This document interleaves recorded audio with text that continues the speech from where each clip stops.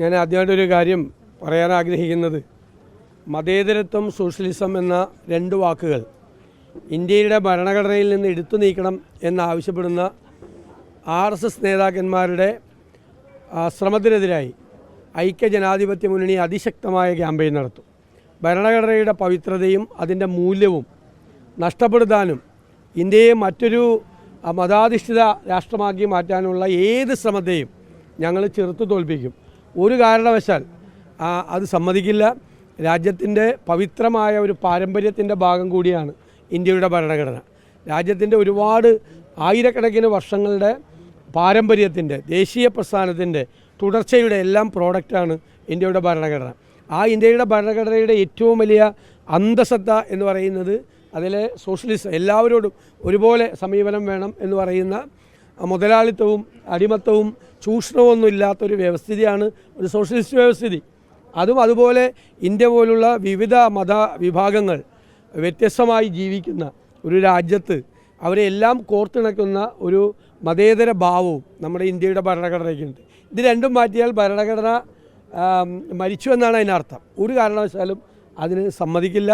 അതിശക്തമായ ക്യാമ്പയിൻ അതിനെതിരായി ഞങ്ങൾ നടത്തും. ഇപ്പോൾ ഈ സൂംബ നൃത്തവുമായി ബന്ധപ്പെട്ട ഒരു വലിയ വിവാദം നിലനിൽക്കുന്നുണ്ട്. സ്കൂളുകളിൽ നടപ്പാക്കണം വേണ്ടതെന്നുള്ളതിനെക്കുറിച്ച് ഇതിൻ്റെ അതൊരു വിവാദത്തിലേക്ക് പോകേണ്ട ആവശ്യമില്ല. ഒന്ന്, ഗവൺമെൻറ് ഇത്തരം കാര്യങ്ങൾ ചെയ്യുമ്പോൾ ആരെങ്കിലും അതിന് പരാതി പറഞ്ഞാൽ, ഒരു കൺസേൺ പ്രകടിപ്പിച്ചാൽ അവരുമായിട്ട് അത് ചർച്ച ചെയ്തത് പരിഹാരം ഉണ്ടാക്കണം. അവരുമായിട്ട് അത് ചർച്ച ചെയ്യണം. ഇത്തരം കാര്യങ്ങളൊന്നും ആരുടെയും മീതെ അടിച്ചേൽപ്പിക്കേണ്ട കാര്യമില്ല. ഇഷ്ടമുള്ളവർ ചെയ്യട്ടെ, ഇഷ്ടമില്ലാത്തവർ ചെയ്യേണ്ട. ഞാൻ പറയില്ല, നമ്മൾ വ്യത്യസ്തമായ വേഷവിധാനങ്ങൾ, വ്യത്യസ്തമായ ഭാഷ, സംസ്കാരം ഒക്കെ ഉള്ള രാജ്യമാണ്. ആ വ്യത്യസ്തതയാണ്, ആ വൈവിധ്യമാണ് നമ്മുടെ രാജ്യത്തിൻ്റെ മനോഹാരിത, അല്ലേ? ഇപ്പോൾ പർദ്ദയിട്ട് നടക്കുന്നവരുണ്ട്, ജീൻസും ടോപ്പ് ഇട്ടുകൊണ്ട് നടക്കുന്നവരുണ്ട്. എല്ലാവരോടും നമുക്ക് ജീൻസും ടോപ്പ് ഇട്ടുകൊണ്ട് നടക്കാൻ പറയാൻ പറ്റുമോ? എല്ലാവരോടും പർദ്ദ ധരിച്ച് നടക്കാൻ പറ്റുക? അപ്പോൾ അത് ഓരോരുത്തരുടെയാണ്. അതൊക്കെ നമ്മുടെ വിശ്വാസവും മറ്റ് കാര്യങ്ങളൊക്കെ ആയിട്ട് ബന്ധപ്പെട്ട കാര്യങ്ങൾ. അതൊന്നൊരു വിവാദമാക്കാം. നമ്മളൊരു കാര്യം മനസ്സിലാക്കേണ്ടത്, ഇത്തരം കാര്യങ്ങളിലൊന്നും വിവാദങ്ങളിലേക്ക് പോകരുത്. അതിൽ നിന്ന് മുതലെടുക്കാൻ വേണ്ടിയിട്ടുള്ള വേറെ ശക്തികൾ, ഞാൻ എപ്പോഴും പറയാറുള്ള ഒരു വാക്ക്, പച്ചവെള്ളത്തിന് തീപിടിപ്പിക്കുന്ന വർഗീയതയുള്ള സംസ്ഥാനമായി കേരളം മാറുകയാണ്. അപ്പോൾ ഇതൊന്നും നമ്മൾ ഇട്ട് കൊടുക്കരുത് അങ്ങോട്ട്. നമ്മളപ്പം തന്നെ അത്രയും ഒരു പരാതി വന്നു, ഒരു കൺസേൺ വന്നു, അവർക്കൊരു ബുദ്ധിമുട്ട് പറഞ്ഞു, അവരുമായിട്ട് സംസാരിച്ചത് ഒരു പരിഹാരം ഉണ്ടാക്കണം. ഗവൺമെൻറ്റിന് ഈസി ആയിട്ട് പറ്റും, ഇല്ലേ? അത് ചെയ്താൽ മതി. നമുക്ക് പരിഹാരം ഉണ്ടാക്കി അത് പോയാൽ മതി.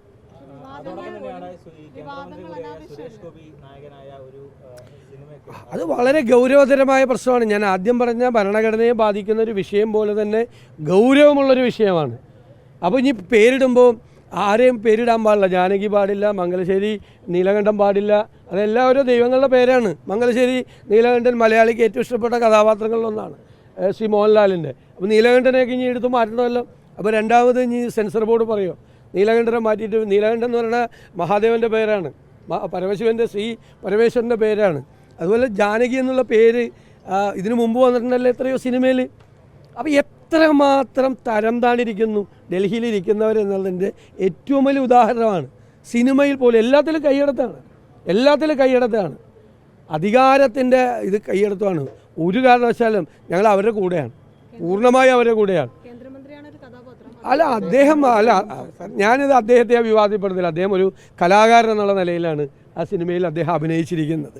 എന്നിട്ട് പോലും കേന്ദ്രത്തിലെ ഈ സെൻസർ ബോർഡിൽ ഇരിക്കുന്നവന്മാർ, ഇവന് ഇതുപോലത്തെ ആളുകളെയാണ് സെൻസർ ബോർഡിൽ പിടിച്ചു വച്ചിരിക്കുന്നത്. ജാനകി എന്നുള്ള പേര് മാറ്റിയാലേ ആ പടത്തിന് റിലീസ് കൊടുക്കുള്ളൂ എന്ന് പറഞ്ഞാൽ എത്ര മനോഹരമായ പേരാണ് ജാനകി എന്നുള്ള പേര്. എത്ര മനോഹരമായ ഒരു ആണ് പേര് ജാനകി എന്നുള്ള പേര്. ആ പേര് സീതാദേവിയുടെ പേരായതുകൊണ്ട് അത് സിനിമയ്ക്കേ പാടില്ല. അങ്ങനെ എത്രയോ കഥാപാത്രങ്ങൾ, നമ്മൾ ഓരോ പ്രധാനപ്പെട്ട കഥാപാത്രങ്ങൾ മലയാളത്തിലും മറ്റു ഭാഷകളിൽ ഇറങ്ങിയിരിക്കുന്ന കഥാപാത്രങ്ങൾക്കൊക്കെ ദൈവവുമായി സാമ്യമുള്ള ഒരുപാട് ബന്ധമുള്ള പേരുകളുണ്ട്. ഇനിയിപ്പോൾ പത്രോസ് എന്നുള്ള പേരിടാൻ പറ്റില്ലല്ലോ. അങ്ങനെയാണെങ്കിൽ അത് പുണ്യാളനല്ലേ, അല്ലേ? ഒരു പേരും ഇടാൻ പറ്റില്ലല്ലോ.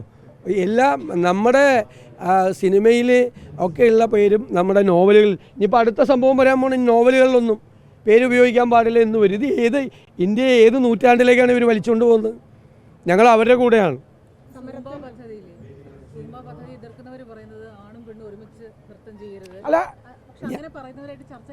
അല്ലെന്നേ, അത് അവരുടെ ഒരു അഭിപ്രായം അവർ പറഞ്ഞു. പലതരത്തിലുള്ള വ്യത്യസ്ത അത് അവരോടൊന്ന് സംസാരിക്കുന്നേ, അവരുമായിട്ട് സംസാരിക്കുക, അവരുമായിട്ട് സംസാരിക്കുക.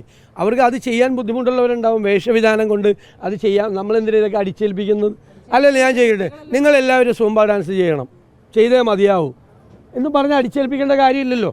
അങ്ങനെ കുട്ടികൾക്ക് താല്പര്യമുണ്ടെങ്കിൽ ഞാൻ ചെയ്യട്ടെ, നിങ്ങളെല്ലാവരും സൂംബ ഡാൻസ് ചെയ്യണം എന്ന് പറഞ്ഞാൽ ഇപ്പോൾ ചെയ്യാൻ പറ്റുമോ? ഇപ്പോൾ MLA-മാർ 140 MLA-മാരും രാവിലെ വ്യായാമത്തിൻ്റെ ഭാഗമായി സൂംബ ഡാൻസ് ചെയ്യണം, അല്ല ഞാൻ ചോദിച്ചോട്ടെ, ചെയ്യണം എന്ന് പറഞ്ഞു കഴിഞ്ഞാൽ ചെയ്യുമോ? നിങ്ങളുടെ സ്ഥാപനത്തിൽ, നിങ്ങൾ വർക്ക് ചെയ്യുന്ന സ്ഥാപനത്തിൽ എല്ലാ ജീവനക്കാരും നിങ്ങളുടെ മാനേജ്മെൻറ്റും രാവിലെ നോട്ടീസ് തരുവാണ്, എല്ലാവരും രാവിലെ സൂംബ ഡാൻസ് ചെയ്തിട്ട് ഇങ്ങോട്ട് കയറിയാൽ മതി എന്ന് പറഞ്ഞാൽ അതൊന്നും വേണ്ടെന്നേ. അത്രയും നിർബന്ധങ്ങൾ വേണ്ട. ഞാനിതിനെതിരൊന്നുമല്ല, കുട്ടികൾ സൂംബ ഡാൻസ് ചെയ്യുന്നതിനൊന്നും ഞാൻ എതിരായിട്ടുള്ള ആളൊന്നുമല്ല. കുട്ടികൾ ചെയ്യട്ടെ, അതല്ല അവസ്ഥ. അതൊന്നും അടിച്ചേൽപ്പിച്ച് നമ്മളെ, ഞാൻ പറയുന്ന പോയിന്റ് നിങ്ങൾ ശ്രദ്ധിച്ചില്ല, ഒന്നും ഇട്ട് കൊടുക്കണ്ട, ആർക്കും ഇട്ട് കൊടുക്കരുത്, നമ്മളായിട്ട് ഇട്ട് കൊടുക്കരുത്. ഇത് ആളി കത്തിക്കാൻ വേണ്ടി ഒന്നും ഇട്ട് കൊടുക്കരുത്. അപ്പോൾ ബുദ്ധിപൂർവ്വമാണ്, കൗശലത്തോടു കൂടിയാണ്. ഗവേണൻസ് എന്ന് പറഞ്ഞാൽ അതും കൂടിയുണ്ട്. ബുദ്ധിപൂർവ്വം അത് ചെയ്യണം. അല്ല, ഞാൻ പറഞ്ഞല്ലോ, എൻ്റെ അഭിപ്രായം പറഞ്ഞല്ലോ.